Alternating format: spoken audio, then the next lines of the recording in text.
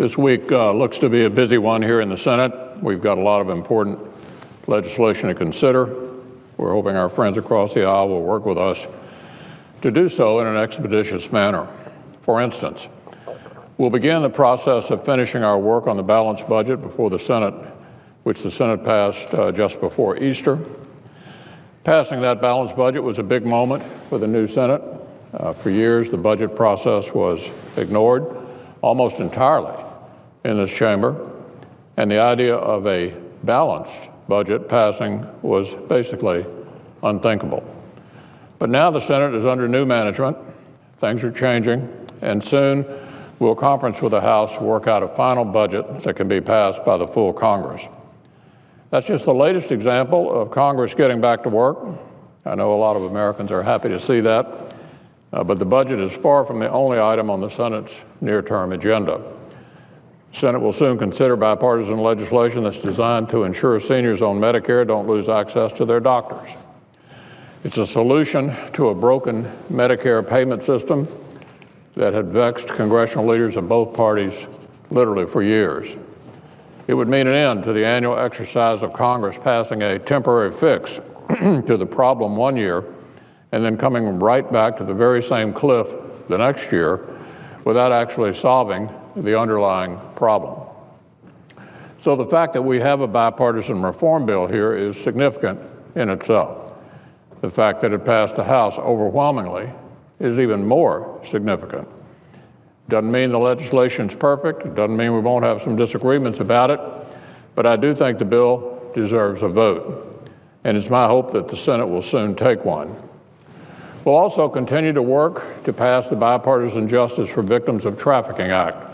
It's legislation designed to prevent women and children from being sold into modern-day slavery.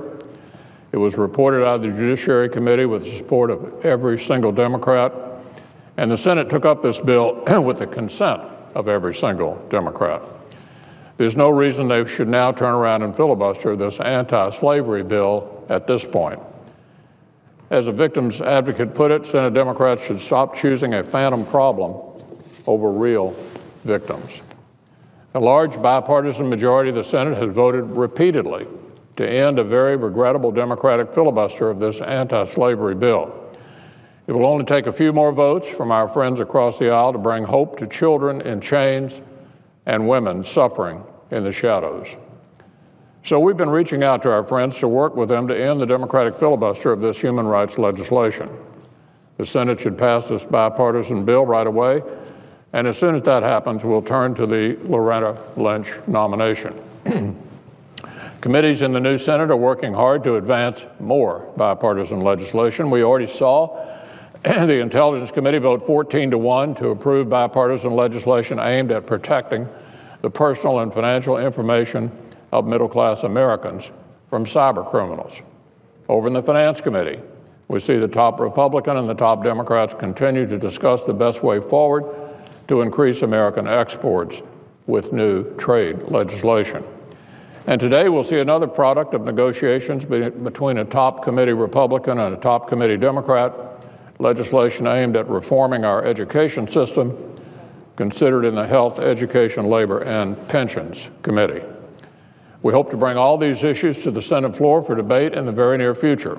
Another important bipartisan bill that would be considered by the committee today is the Iran Nuclear Agreement Review Act. The Foreign Relations Committee is set to mark that up today.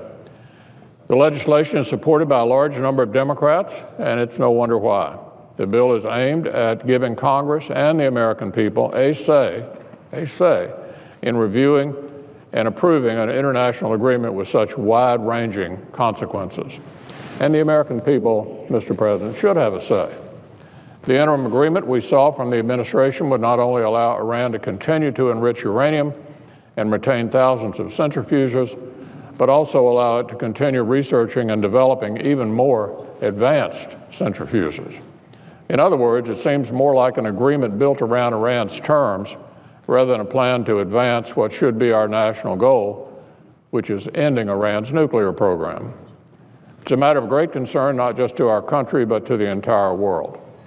The concerns of our allies and partners with regard to Iran's aggressive behavior throughout the Middle East were made clear when I recently led a Senate delegation to Israel, Jordan, Iraq, and Afghanistan. This is a gravely important matter, and the American people aren't just spectators here. They and the representatives they elect deserve a seat at the table, too. Today's bipartisan action in the Foreign Relations Committee will help ensure they do. And Mr. President, as I mentioned earlier, there will be a lot of activity in the Senate this week on a range of issues. It's good for the functioning of the Senate, but it also helps underline one clear point. The new Congress is back to work again on behalf of the American people.